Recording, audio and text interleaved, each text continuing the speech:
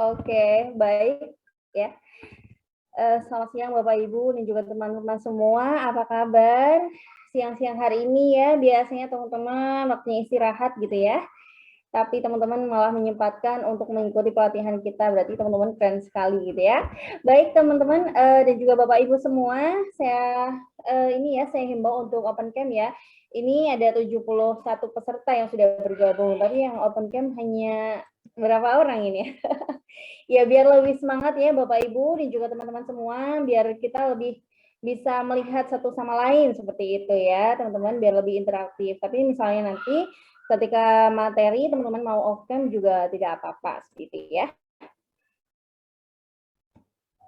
Oke, baik teman-teman, karena sudah pukul 13:02, sebelum ini juga teman-teman yang lain juga sudah banyak yang bergabung, sambil kita tunggu, kita mulai dulu untuk acaranya. Baik hadirin yang berbahagia, susunan acara kita pada siang hari ini yaitu yang pertama pembukaan, selanjutnya penyampaian materi oleh narasumber kita, kemudian sesi tanya jawab, dan yang terakhir yaitu penutup. Oke.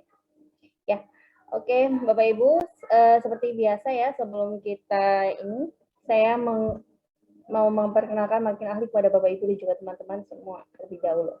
Oke, ya.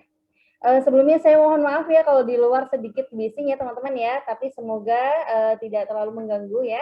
Baik, Makin Ahli merupakan platform training keahlian terlengkap yang mempelajari beragam keahlian di beragam bidang, yaitu Makin Ahli Pangan, ada Makin Ahli Gizi, Makin Ahli Farmasi, Makin Ahli Digital, dan juga beragam keahlian lainnya yang diperuntukkan bagi siswa, mahasiswa, fresh graduate, akademisi, profesional, pelaku usaha, dan seluruh stakeholder lainnya untuk mendukung SDM Indonesia unggul dan mendunia. Ya, next. Ya, ini ya teman-teman ya fitur Makin Ahli, diantaranya ada Makin Ahli Class seperti yang kita ikuti pada siang hari ini, kemudian ada Makin Ahli Assessment, Makin Ahli Project, dan juga Makin Ahli Competition. Oke, ya. Ini keunggulan dari Makin Ahli teman-teman, diantaranya ya, pertama mentornya berpengalaman seperti mentor kita pada siang hari ini, beliau berpengalaman di bidangnya, kemudian kelas kita super lengkap dan juga terintegrasi, dan tentunya praktis karena mudah diakses kapanpun dan dimanapun. Next, ya. Ini training Makin Ahli yang lain teman-teman, ada kelas Quality Control in Food Industry, Quality Assurance in Food Industry, Research and Development in Food Industry, ada ISO 9001, ada ISO 17025, ada BRC, Supply Chain Management, dan juga beragam kelas lainnya. Oke, nah buat teman-teman yang upgrade ya, kita juga punya benefit buat kalian, tapi buat teman-teman yang free hanya bisa mengikuti online training R&D in Food Industry aja. Tapi buat teman-teman yang upgrade, kalian bahkan dapat certificate ya, pelatihan research and development dari kami. Kemudian teman-teman bakalan dapat full materi R&D in Food Industry berupa PDF, dan juga bakalan dapat video rekaman belajar research and development in food industry, dan kemudian teman-teman bakal mendapatkan juga voucher training food industry dari kami ya. Bagi teman-teman yang belum upgrade ya, silakan masih ada kesempatan. Oke teman-teman, ini kelas kami yang lain ya, ini training Makin Ahli yang lain, ada kelas kita, ada kelas food handling in food industry, kemudian ada pelatihan food microbiology, ada kelas QA dan juga QC, kemudian ada kelas QC in pharmaceutical industry ya, bagi teman-teman yang farmasi ya, kemudian ada juga kelas R&D in pharmaceutical industry. Oke. Ya, bagi teman-teman yang ingin bergabung di acara pelatihan kita, silakan ya, masih ada kesempatan untuk mendaftar gitu. Next, ya. Teman-teman, kita juga punya peraturan selama training. Yang pertama, peserta wajib mengisi presensi di awal materi dan juga evaluasi di akhir materi. Kemudian peserta dilarang mencoret-coret layar dan mikrofon harus dimatikan agar tidak mengganggu peserta yang lain. Dan khusus untuk peserta yang upgrade sertifikat, record, dan juga materi akan dikirimkan H+3 ya teman-teman ya, maksimal pukul 12 malam setelah pelatihan selesai melalui email masing-masing. Oke, next ya. Ini kontak kami, ini web kami www.makinahli.com. Ini official Instagram kita Makin Ahli Pangan, dan ini WhatsApp official kita, dan ini juga LinkedIn kami. Silahkan bagi teman-teman yang ingin terhubung ya dengan sosial media kami ya, boleh di-follow. Oke, baik. Baik teman-teman, seperti biasa sebelum kita mulai acara inti kita, saya berikan waktu selama 2 menit kepada teman-teman untuk mengisi link presensi dan juga pretest terlebih dahulu. Oke, baik. Untuk linknya sudah dikirimkan oleh kakak host. Silakan teman-teman mengisi terlebih dahulu ya. Bisa dimulai dari sekarang. Untuk linknya bagi teman-teman yang misalnya nanti kehilangan akses untuk linknya, silakan untuk DM kakak host maupun co-host ya. Nanti akan kami kirimkan secara berkala.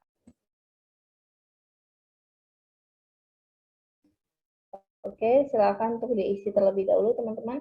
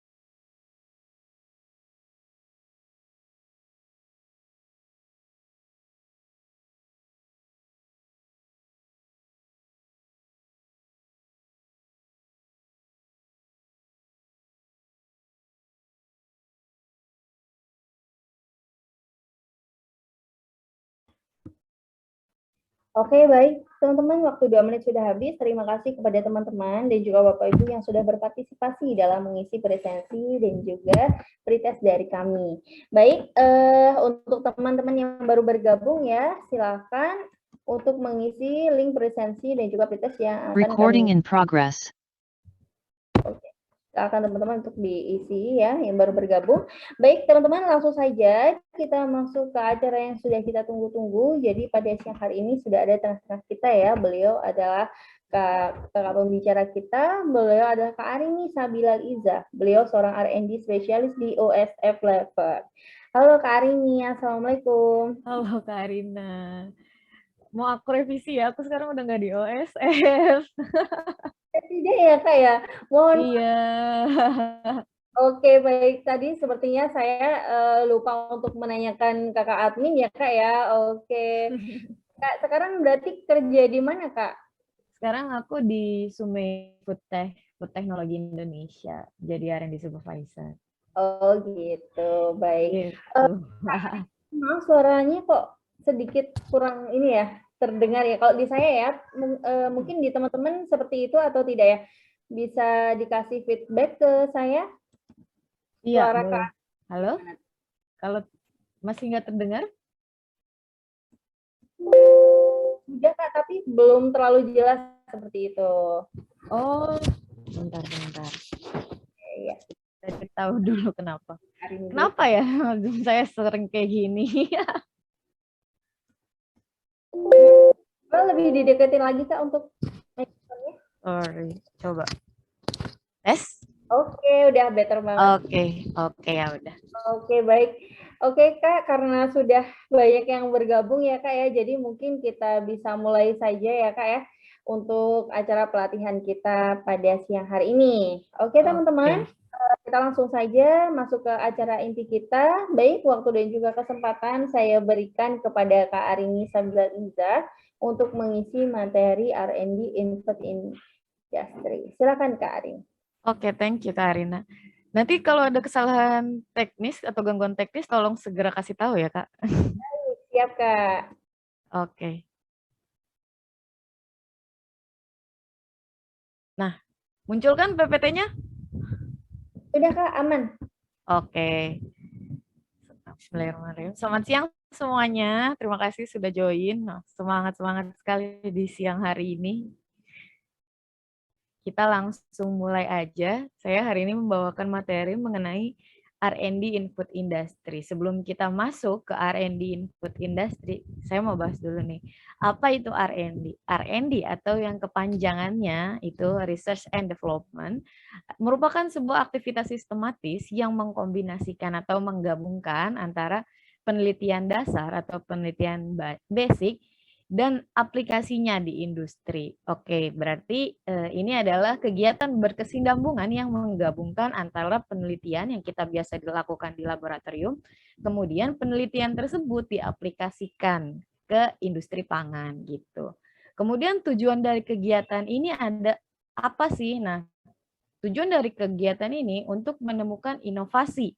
Nah, inovasi ini bukan hanya terbatas di produk baru, tapi bisa juga mendapatkan pengetahuan baru, teknologi proses baru, ataupun mengimprove teknologi dan produk yang sudah ada demi mendapatkan keuntungan bisnis yang lebih besar gitu. Jadi kegiatan dari R&D ini nggak cuma menemukan produk baru, kita harus launching produk baru, nggak selalu. Nah, kita juga bisa melakukan improvement seperti kita menemukan teknologi baru yang ternyata lebih menghemat cost produksi, atau kita bisa juga menemukan packaging yang lebih bagus sehingga menambah masa umur simpan dari produk, atau packaging yang lebih bagus agar penjualannya lebih tinggi karena lebih menarik konsumen. Nah, itu juga termasuk dalam kegiatan-kegiatan dari tim R&D atau tim Research and Development. Gitu. Nah, sekarang kita masuk ke yang lebih spesifik, itu R&D di food industry atau tim R&D di industri pangan. Nah, biasanya tim R&D di industri pangan itu dibagi menjadi dua. Namun ini tergantung dari perusahaan besar kecilnya perusahaan gitu. Nah, kita bahas secara umum dulu, itu rata-rata dibagi dua. Yang pertama ada R&D yang fokus terhadap new product development atau divisi NPD. Dan yang kedua itu ada R&D yang fokus terhadap existing product development. Nah, bedanya dari kedua tim R&D ini apa sih? Nah, dari namanya kan kita bisa tahu ya kalau tugas intinya atau main function dari mereka berdua itu berbeda. Nah, selain itu, yang berbeda biasanya letak laboratorium mereka. Nah, kebanyakan pabrik-pabrik pangan olahan itu kan memiliki head office dan pabrik yang berbeda tempat. Nah, biasanya divisi new product development itu laboratoriumnya letaknya di head office, sedangkan existing product development itu lebih di line produksi bersama orang quality dan lain-lain gitu. Nah, kita masuk dulu nih ke R&D new product development. R&D New Product Development itu tugasnya ngapain sih? Nah, R&D New Product Development itu fokusnya mencari produk baru. Nah, produk baru itu bisa macam-macam. Bisa leading innovation product atau bisa juga produk baru dari perusahaan itu tapi sudah ada di market. Nah, bedanya apa sih leading innovation product sama produk yang mengikuti pasar atau product followers? Nah, leading innovation product itu merupakan produk baru yang memang benar-benar belum ada di pasaran gitu. Jadi belum pernah nih ada orang yang melaunching itu. Nanti kita kasih contohnya. Nah, terus kemudian ada juga perusahaan yang belum melaunching produk tersebut, tapi melihat market pasar besar, akhirnya dia melaunching produk baru nih untuk perusahaan itu. Nah, itu juga tugasnya New Product Development R&D untuk mengerjakan produk baru gitu. Nah, terus kan kalau kayak gitu kita bingung ya, apa sih emang bedanya leading innovation product sama new product biasa atau product followers? Saya kasih contoh. Kita semua tahu ya, mie instan di Indonesia itu yang paling terkenal adalah Indomie ya, yang kita tahu tuh. Kalau ke warung pasti kita belinya Indomie. Tapi sebenarnya yang pertama kali menemukan mie instan itu bukan PT Indofood, melainkan dia berawal dari peneliti di Jepang yang kemudian mendirikan pabrik Nissin. Nah, Pabrik Nissin itu kemudian mensuplai mie instan ke seluruh dunia sampai akhirnya mie instan pertama kali masuk ke Indonesia. Dan mie instan pertama di Indonesia juga bukan Indomie, tapi itu Sarimi. Kemudian masuklah Indomie ke pasar Indonesia. Nah, berarti kan di sini leading innovation produknya itu sebenarnya adalah produk mie instan buatan PT Nissin. Tapi kenapa sih Indomie itu bisa yang paling besar atau paling diketahui brandnya? Padahal Indomie itu produk followers gitu.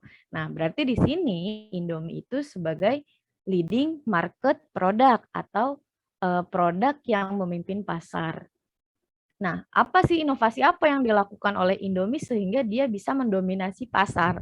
Padahal dia bukan orang pertama yang meluncurkan mie instan gitu. Ternyata apa nih yang dilakukan Indomie? Oh, Indomie itu flavornya banyak, rasanya banyak, varian rasanya banyak, jadi banyak marketnya, banyak bisa dikonsumsi oleh halayak banyak. Kemudian selain itu yang dilakukan oleh Pet Indofood, mereka menyesuaikan rasa ke lidah konsumennya.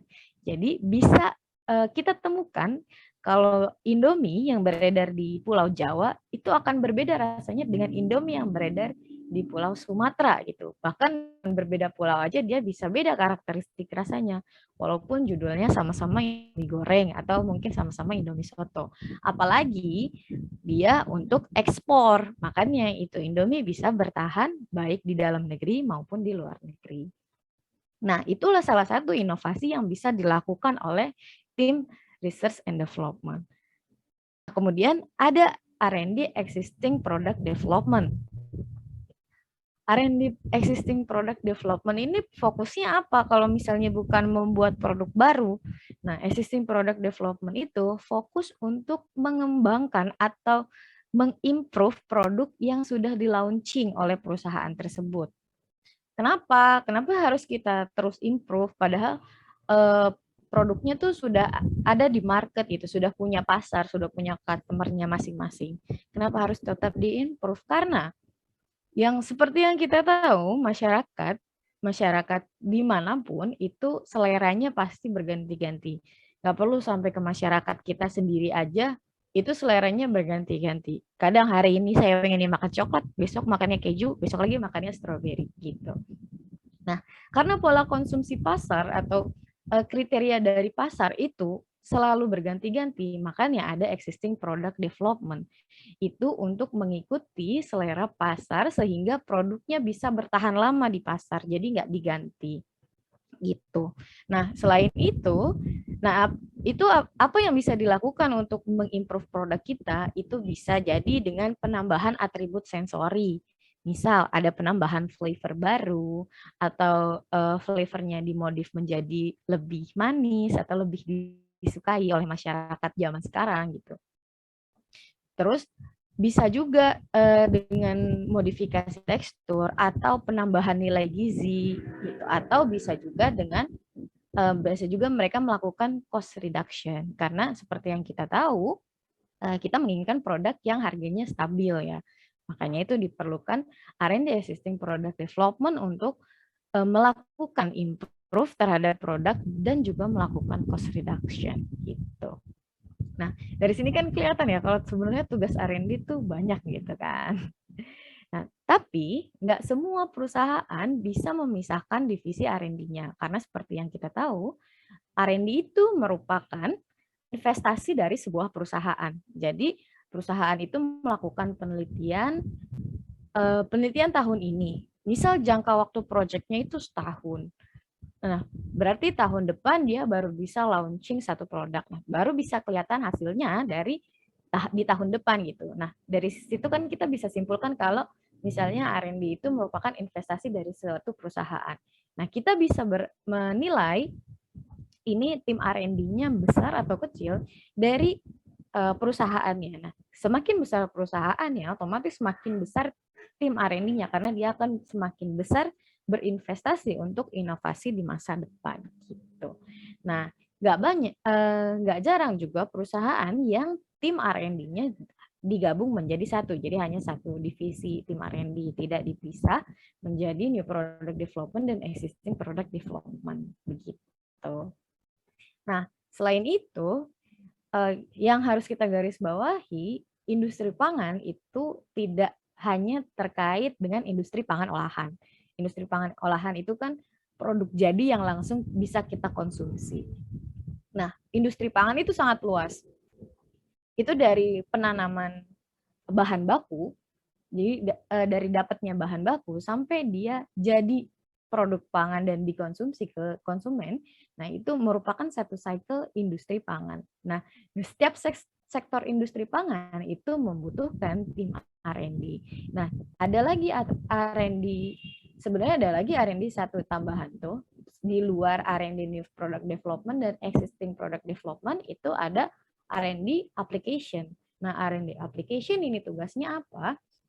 Dia biasanya ada di perusahaan-perusahaan yang menjual produk setengah jadi, misalnya perusahaan bahan baku seperti flavor atau starch atau jelly powder. Nah, mereka kan mensuplai bahan baku.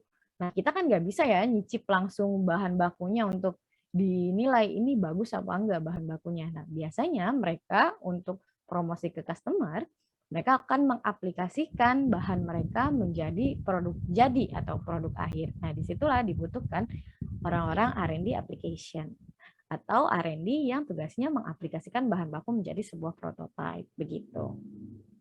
Oke, next kita masuk ke R&D main function atau fungsi-fungsi utama dari seorang R&D. Nah, kan sebelumnya kita udah bahas kalau besar kecilnya R&D itu ditentukan oleh perusahaan ya. Nah, nggak melulu perusahaan itu dipisah bagian R&D-nya. Jadi ini tugas utamanya saya gabung jadi satu. Ada 3 yang utama banget dilakukan oleh seorang R&D. Yang pertama itu adalah product development. Product development atau new product development. Nah,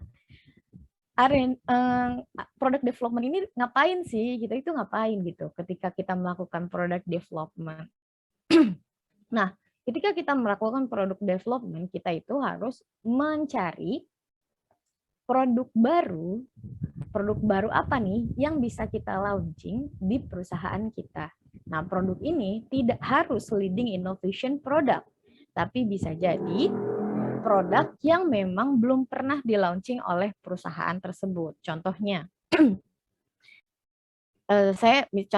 kita kerja di perusahaan penjual minuman cup dalam gelas. Nah, mereka kan punya line produksi untuk produksi minuman. Nah, selama ini mereka memproduksi minuman teh rasa buah gitu kan, misalnya teh rasa apel. Kemudian di meeting awal tahun si R&D dikasih tahu nih sama orang manajemen, kita kayaknya tahun depan kita harus launching produk baru selain teh gitu. Coba kalian kasih inovasi project apa sih yang bisa kita lakukan. Nah, dari line produksinya mereka kita bisa mencari tahu nih apa sih yang possible gitu. Apa yang possible kita lakukan agar bisa diproduksi dan memaksimalkan apa yang sudah perusahaan punya tapi bisa menambah keuntungan. Nah, kita bisa melakukan trial untuk membuat minuman buah, minuman rasa buah, minuman sari buah dalam kemasan.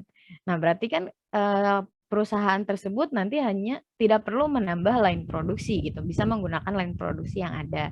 Tapi kita bisa menambah market baru yang tidak mengganggu pasar dari teh rasa buah itu sendiri gitu. Nah, itulah hal tersebut yang dilakukan ketika kita melakukan product development. Nah, kemudian proses dari trial pembuatan minuman buah itu yang disebut proses product development. Prosesnya ada apa aja sih? Pertama, dari kita mencari ide inovasi. Kemudian kita formulasi produk. Nah, kan itu juga bukan hal yang mudah kan. Kemudian kita berarti dari nyari ide, kemudian kita sourcing dulu bahannya. Nah, kita mau dapat bahan dari mana aja nih? Kita mau pakai apa aja nih? Kemudian kita formulasi, kita bikin formulanya, kira-kira ini produknya mau seperti apa, kemudian kita buat prototipenya di skala lab, apakah oke atau tidak prototipenya, kemudian setelah itu kita lakukan uji stability, kemudian uji organoleptik, dan lain-lain. Nah, setelah uji organoleptik dan stability-nya cocok, nah kemudian produk ini kita uji hedonik nih, kita uji hedonik ke masyarakat. Ke masyarakat itu ke siapa? Ke market pasarnya. Misalnya kita mau menjual minuman sari buah dalam kemasan gelas, otomatis itu kan pasarnya anak-anak ya. Pasarnya anak-anak sekolah gitu. Nah, berarti kita harus mencari panelis anak-anak sekolah yang bisa menilai apakah produk yang akan kita launching ini disukai atau tidak gitu. Kalau tidak disukai berarti kita harus melakukan inovasi lagi dari formulasi bisa atau dari ide project yang lain bisa. Nah, bagaimana kalau disukai? Kalau ternyata profil minuman kita disukai atau produk kita disukai, kemudian kita harus mendaftarkan produk tersebut ke regulasi. Misal ke halal atau BPOM-nya atau PIRT-nya. Nah, baru setelah itu produknya bisa kita produksi secara massal. Nah, step-step itu mulai dari kita mencari inovasi sampai kita trial produksi dan akhirnya produknya di launching itu merupakan step yang dilakukan ketika kita melakukan product development. Nah, kemudian tugas kita yang kedua itu adalah improvement product. Nah, improvement product ini apa aja sih? Apa aja yang bisa diimprove? Nah, kita bisa menambahkan atribut sensori ataupun kita bisa melakukan penambahan nilai gizi. Kita kasih contoh. Misalnya ada kita kasih contoh Indomie lah. Nah, Indomie itu kan awalnya rasanya cuma 2 ya. Cuman dia pasti memikirkan bagaimana biar produk ini tetap diterima masyarakat. Nah, kemudian mereka melakukan inovasi dengan menambah varian rasa dari Indomie tersebut. Nah, lalu apalagi nih yang bisa mereka lakukan? Nah, kemudian mereka melakukan inovasi tekstur. Nah, kan sempat pernah ada ya Indomie yang mie-nya lebih besar-besar dibandingkan Indomie yang kita sering makan pada umumnya. Nah, itu merupakan salah satu inovasi yang dilakukan tim R&D untuk mengimprove produk yang sudah ada. Selain itu, kita bisa apa lagi sih? Nah, kita juga bisa melakukan penambahan nilai gizi. Contoh dengan penambahan topping ayam. Nah, di situ kan ada penambahan nilai protein ya dalam produk itu. Atau kita bisa juga dengan modifikasi size atau packaging. Nah, dengan adanya Indomie Jumbo, nah itu juga merupakan strategi dari tim R&D untuk mengimprove produk agar produk tersebut bisa tetap dikonsumsi oleh masyarakat dalam waktu yang lama gitu. Nah, kemudian yang terakhir yang gak kalah pentingnya itu ada cost reduction. Cost reduction atau pengurangan cost produksi itu kenapa penting dan kenapa menjadi tugas seorang R&D? Karena seperti yang kita tahu, ada berbagai macam faktor yang akan mempengaruhi biaya produksi. Salah satunya itu kenaikan harga barang, atau kenaikan harga energi, atau bisa juga kenaikan harga distribusi, dan macam-macam lainnya. Nah, hal tersebut akan menaikkan biaya produksi dari suatu barang. Sedangkan kita sebagai customer, itu tidak ingin kalau kita beli suatu barang kemudian harganya naik. Nah, berarti kita sebagai R&D dari sebuah perusahaan, kita harus mengusahakan ketika situasi sedang inflasi atau sedang ada kenaikan harga, kita harus mengusahakan bagaimana produk ini harganya tidak naik, tapi kita sebagai perusahaan juga tidak rugi nih menjual produk tersebut. Nah, makanya kita lakukan cost reduction. Apa saja yang bisa kita lakukan ketika kita melakukan cost reduction? Ini kita bisa dari modifikasi bahan bakunya, bisa juga dari pergantian supplier, atau kita bisa juga melihat teknologi apa nih yang kita bisa ganti atau kita bisa tingkatkan agar ongkos produksinya berkurang. Nah, hal-hal tersebut akan menekan biaya produksi sehingga kita sebagai perusahaan tidak harus menaikkan harga barang. Namun, yang harus diingat dari ketika kita melakukan cost reduction, apapun yang kita lakukan tidak boleh menurunkan kualitas dari produk yang sudah ada di pasaran. Jadi sebisa mungkin jangan sampai customer kita tahu kalau kita melakukan perubahan formulasi atau perubahan bahan ataupun perubahan teknologi. Seperti itu. Nah, kemudian setelah kita tahu nih tugas R&D apa aja, R&D itu gimana gitu, apa aja yang dilakukan oleh R&D. Di sini ada workflow atau alur kerja dari divisi R&D. Nah, kita bisa lihat nih, kalau tim R&D itu sebenarnya sangat berkaitan erat dengan berbagai macam divisi. Nah, karena yang seperti yang kita tahu, itu proses pembuatan produk atau proses improve produk atau proses cost reduction itu merupakan proses yang sangat panjang, yang otomatis kita sebagai tim R&D berarti terlibat dengan divisi-divisi lain. Nah, di sini kita bisa lihat nih divisi apa yang terlibat dengan tim R&D. Nah, ini nanti saya jelasin satu-satu per divisi, mereka tugasnya apa sih, kenapa mereka bisa berkaitan sama tim R&D. Yang pertama itu tim business development atau tim sales. Nah, biasanya tim ini yang berkaitan dengan penjualan. Mereka yang awalnya memberikan ide-ide atau strategi atau tren apa nih yang terjadi di masyarakat. Nah, sehingga tim R&D-nya bisa tahu nanti kita proyeknya ke depan akan bagaimana gitu. Nah, biasanya awal mulai kerja sebuah project itu dimulai oleh tim business development atau tim sales. Nah, ini biasanya workflow untuk produk baru ya.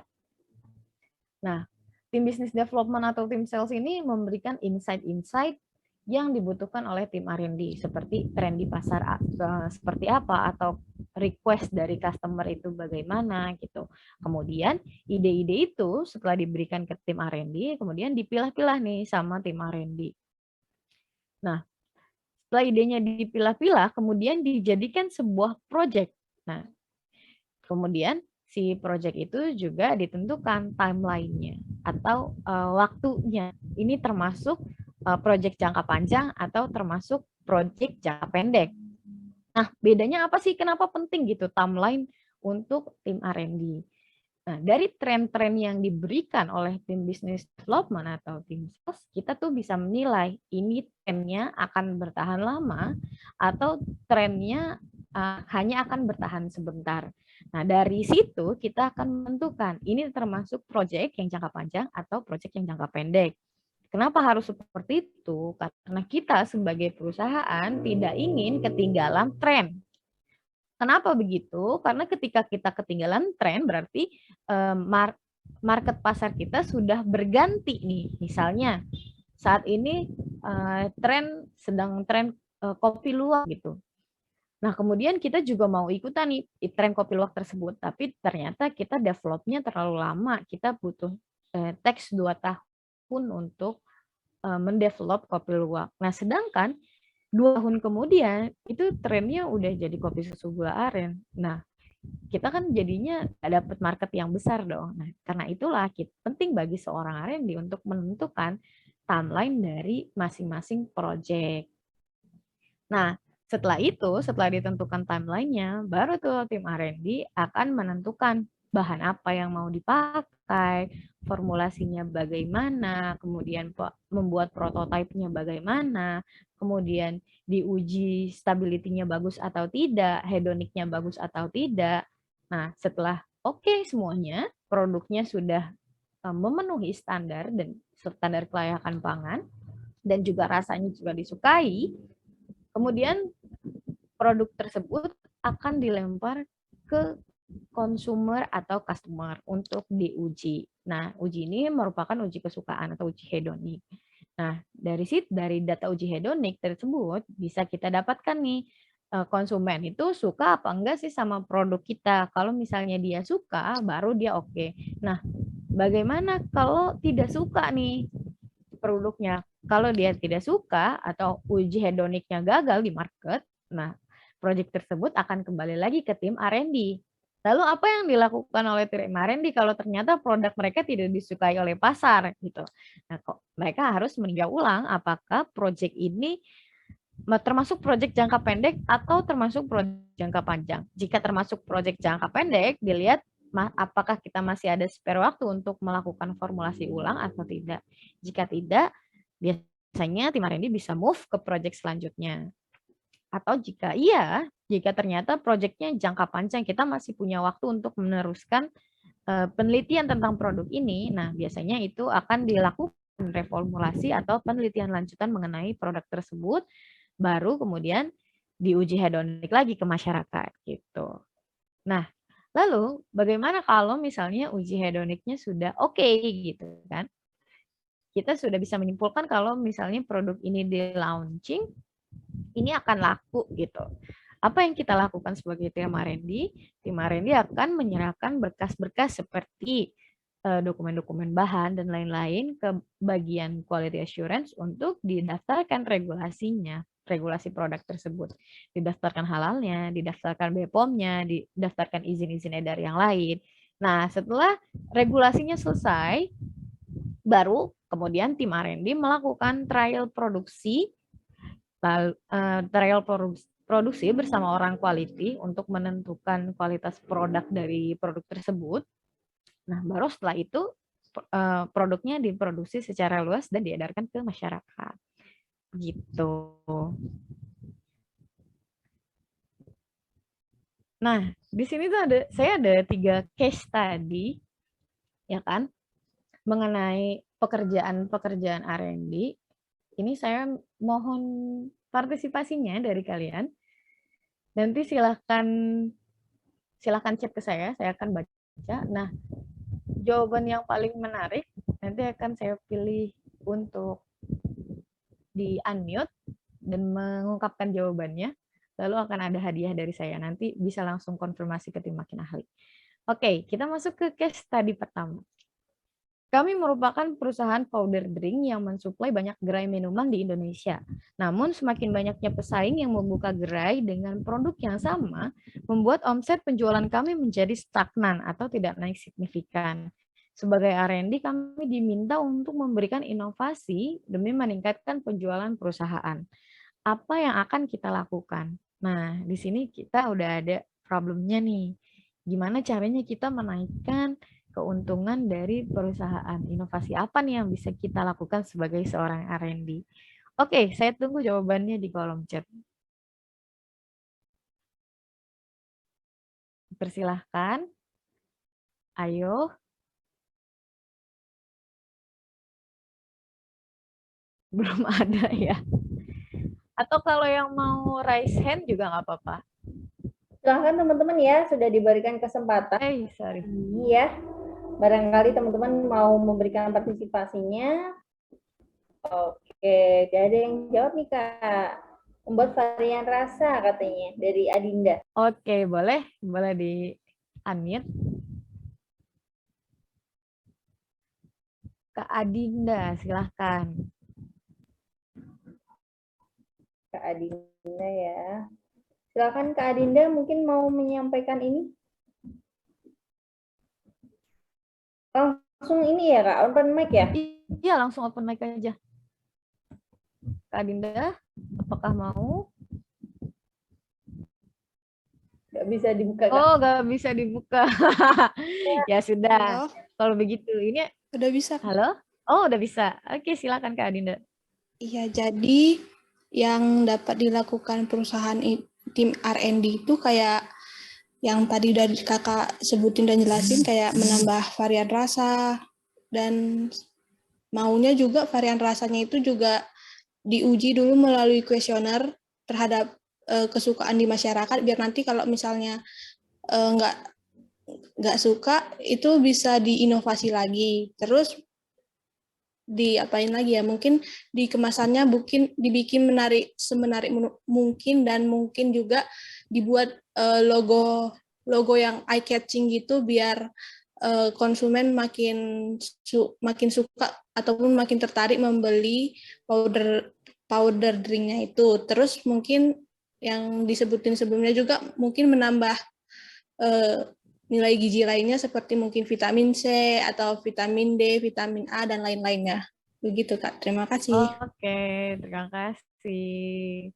Wah, ada ide yang baru nggak selain dari yang saya sebutin tadi sebelumnya? Coba. Wah, ini ada yang menarik nih. Coba Kak Sheila Jenny. Yang mana, Kak? Sheila Jenny. Nah, ini tadi direct message ke saya. Menarik sekali nih. Coba. Silakan, Kak. Siapa? Sheila. Sheila Jenny. Sebentar, saya cari terlebih dahulu. Oh, nggak ada. Nggak ada. Nah, Loh, ini. sorry. Halo. Oh, Kak Sheila nggak bisa katanya. Oh iya, baik. Oke. Apa ada yang lain selain Kak Sheila? Ini, Kak, ada nih di kolom chat, ada yang beberapa yang ngasih ini. Dari Kak Hendra Susilo menambah nilai gizi atau vitamin. Terus kemudian ada Kak Vincentia menambahkan bahan pangan yang tertentu memberi nilai tambah bagi minuman, misalnya serat pangan. Kayak gitu. Itu tuh tadi jawabannya mirip-mirip ya sama yang Kak Dinda. Oke, aku tambahin ya. Ini yang harus kita. Oh, kata Kak Sheila, host gak load Kak gitu katanya. Sebentar. Kak Sheila-nya boleh resen nggak? Saya biar. Oh iya, silakan Kak Sheila resen. Ya. Oke. Nah, itu dia. Unmute. Ya, silakan Kak. Sudah? Ya. Iya, halo Kak Rini. Iya, halo. Iya, jadi malu. Yang mana nih Kak yang menurut Kakak menarik, Kak? Aduh. Yang terakhir dong. Yang terakhir ya. Iya, kalau menurut tuh kayaknya nih ya, kan akhir-akhir ini lagi pada maraknya Korean kan. Jadinya boleh tuh kita powder drinknya kita itu kita combine, kita kerjasama sama BA Korea gitu Kak. Jadi kan pasti menarik tuh, dan pasti banyak tuh customer-nya tuh. Kan banyak tuh K-pop juga Kak. Nah, ini pemikiran-pemikiran yang kayak gini itu yang dibutuhkan seorang R&D ya sebenarnya, karena out of the box gitu. Orang-orang mikirnya analisa bahan dan lain-lain. Wah, dia ternyata mikirnya brand ambassador. Nah, itu juga sebenarnya termasuk salah satu inovasi yang bisa kita lakukan ya. Karena itu kan sebenarnya tren gitu, tren masyarakat. Gitu. Thank you ya Kak Sheila. Iya Kak, makasih Kak Rini juga. Iya, sama-sama. Nah, cuma dari study case ini, saya ini dapatnya rata-rata berpikir kalau perusahaan ini merupakan perusahaan akhir. Salah, enggak salah sih sebenarnya. Cuman kalau rata-rata tuh kalian bikinnya untuk menarik customer, packaging untuk menarik customer, atau penambahan varian apa tuh? Penambahan varian rasa oke.